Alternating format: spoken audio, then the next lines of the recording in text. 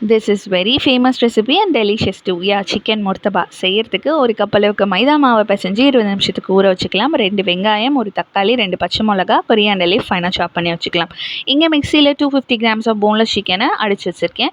And இப்போ ஒரு கடாயில் கொஞ்சமாக எண்ணெய் விட்டுட்டு வெங்காயம், ஜிஞ்சர் கார்லிக் பேஸ்ட் இதெல்லாம் ஆட் பண்ணி சாட்டே பண்ணதுக்கப்புறம் பச்சை மிளகா, தக்காளி ஆட் பண்ணி தக்காளி மசிஞ்சதுக்கப்புறம் ஸ்பைசஸ் ஆட் பண்ணிக்க போகிறோம். ஸோ மஞ்சள் தூள், மிளகாய் தூள், கரம் மசாலா எல்லாமே உங்கள் காரத்துக்கு ஏற்ற மாதிரி ஆட் பண்ணிக்கோங்க. அண்ட் கொஞ்சமாக தண்ணி விட்டு நல்லா குக் பண்ணிக்கோங்க. அதுக்கப்புறமா எண்ணெய் பிரிஞ்சு வர ஸ்டேஜில் சிக்கன் ஆட் பண்ணிக்கலாம். சிக்கன் ஆட் பண்ணதுக்கப்புறம் தண்ணி ஆட் பண்ணக்கூடாது. பிகாஸ் சிக்கன்லேருந்தே நல்லா தண்ணி விட்டு சூப்பராக குக் ஆகும். 10 நிமிஷத்துக்கு மூடி போட்டு குக் பண்ணிங்கன்னா சூப்பரான ஸ்டஃபிங் ரெடி. மேலே மல்லி இலை ஆட் பண்ணி ஆற வச்சுக்கலாம். இப்போ முர்த்தபா பேஸுக்கு ஊற வச்ச மாவுலேருந்து ஒரு சின்ன போர்ஷன் எடுத்து ஸ்கொயர் ஷேப்பில் நல்லா திரட்டிக்கணும். தின்ன திரட்டுங்க. அதுக்கப்புறம் உள்ள ஸ்டஃபிங் வச்சு நான் ஃபோல்ட் பண்ணுற மாதிரி ஃபோல்ட் பண்ணிவிட்டு நல்லா தாராளமாக எண்ணெய் விட்டு நல்லா சைட்ஸ் எல்லாம் திருப்பி போட்டு குக் பண்ணிவிட்டு மேலே கொஞ்சம் எக் வாஷ் பண்ணிவிட்டு அகைன் குக் பண்ணிங்கன்னா டெலிஷியஸான சிக்கன் முர்த்தபா ரெடி.